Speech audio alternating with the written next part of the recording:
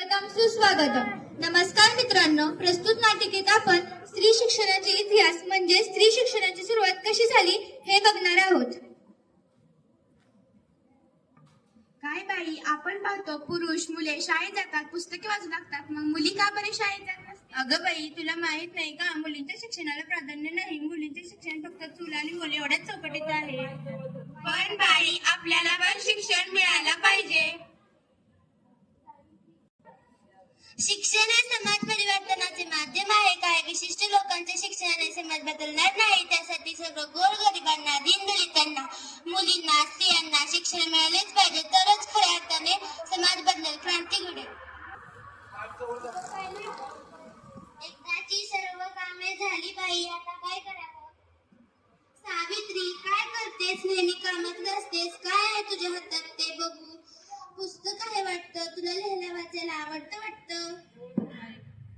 हो, मला लिहिता वाचता यावं अशी माझी खूप इच्छा आहे. थांब, मी तुला लिहायला वाचायला शिकवतो. ही घे, ही मूळ अक्षरे गिरून काढ बघू. अननसाचा, आ आईचा, ई इमारतीची, ई लिंबूची, ई लिंबूची, उखळाचा, ऊसाचा.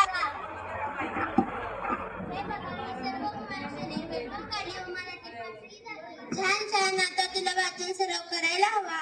हो, आता मी रोज वाचन सराव करेल. आज मला उत्कृष्टरित्या वाचता येते. माझे विचार स्पष्टपणे मांडता येतात. कोणतेही पुस्तक वाचता येते. पण समाजात ज्या इतर मुली स्त्रिया आहेत त्यांना शिक्षणाचा गंध नाही. त्यांना वाचनाबद्दल जिज्ञासा असते. त्यांना असे वाटते की आम्हाला पण लिहिता वाचता यावं. जोपर्यंत त्यांना लिहिता वाचता येत नाही तोपर्यंत माझ्या शिक्षणाला मुळीच अर्थ नाही. त्यांना शिक्षणाच्या प्रवाहात आणल्याशिवाय मी मुळी शांत बसणार नाही. तू जो मुलींच्या शिक्षणाचा वेढा उचलला आहेस तो खरोखरच कौतुकास्पद आहे. पण मुलींच्या शिक्षणाला समाजात मान्यता नाही. आपल्याला अनेक समस्यांना सामोरे जावे लागेल. हो, पण आता आपल्याला शांत बसून चालणार नाही. आता आपण याला सामोरं गेलंच पाहिजे. आपण मुलींसाठी स्वतंत्र शाळा उघडू. हो. तारा, सई, इकडे या. आजपासून तुम्ही शाळेत यायचं. मी तुम्हाला शिकवणार. नाही, आम्ही शाळेत येणार नाही. रीतीने मुलींनी शिक्षण घेऊ नये. हो बाई, त्यामुळे आम्ही शाळेत येणार नाही. स्त्री पुरुष दोघेही समान असतात. पुरुषांना जसे शिक्षणाचे अधिकार आहे तसेच ते स्त्रियांना पण मिळाले पाहिजे.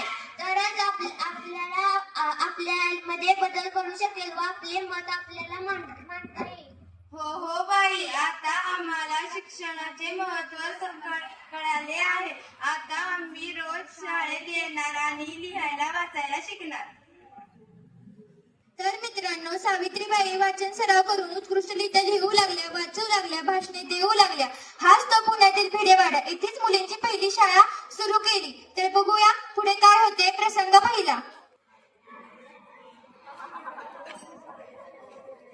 अरे, तुम्हाला काही माहिती आहे का?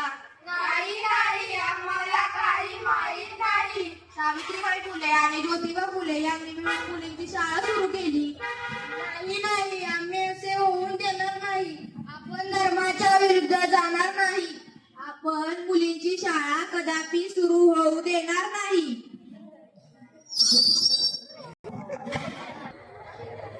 बाई आल्या. आल्या का तुम्ही सर्वजणी? हो बाई. आज आपण आई शिकणार आहोत.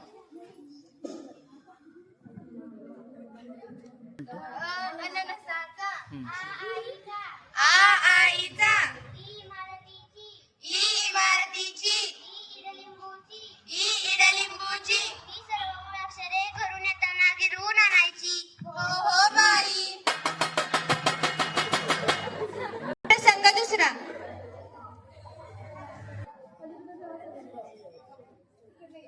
आली सावित्री. तिला काल सांगितले होते मुलींना शिकवू नको, तर ती ऐकतच नाही. मारा तिला दगड, गोटे, शेत, माती, मारा. तुम्ही मला किती त्रास दिला तरी मी मुलींना शिकवण्याचे हाती घेतलेले कार्य सोडणार नाही. वा बाजूला, सोडा माझा रस्ता.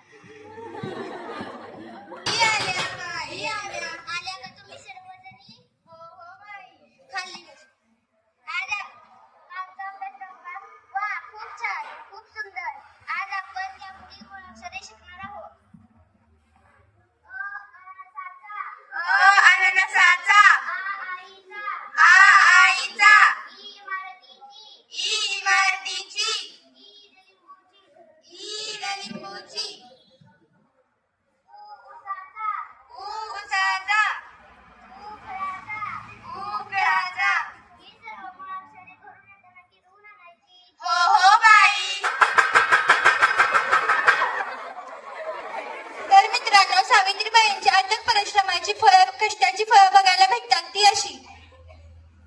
प्रसंग तिसरा.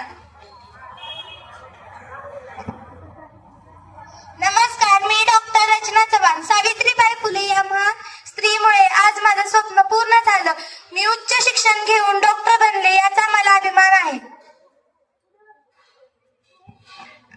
आज मी सावित्रीबाईंमुळे उच्च शिक्षण घेऊन वकील बनले याचा मला अभिमान आहे. नमस्कार, मी आज सावित्रीबाई फुले यांच्या कठीण परिश्रमामुळे शिकू शकले, पायलट बनू शकले याचा मला अभिमान व गर्व आहे व मी त्यांचा खूप आदर करते. आज सावित्रीबाईंच्या अथक परिश्रमामुळे मी शिक्षिका बनले व त्यांच्यासारखी विद्यार्थ्यांना शिकवू शकले याचा मला अभिमान आहे. एवढेच नाही तर त्यांनी शिकवलेले विद्यार्थी उपराष्ट्रपती, राष्ट्रपती झाल्या. सावित्रीबाई त्यांना स्वतःच्या पायावर उभे केले. त्यांनी सुरू केलेली मुलींची शिक्षणाची ही परंपरा आपण अशीच पुढे चालवूया.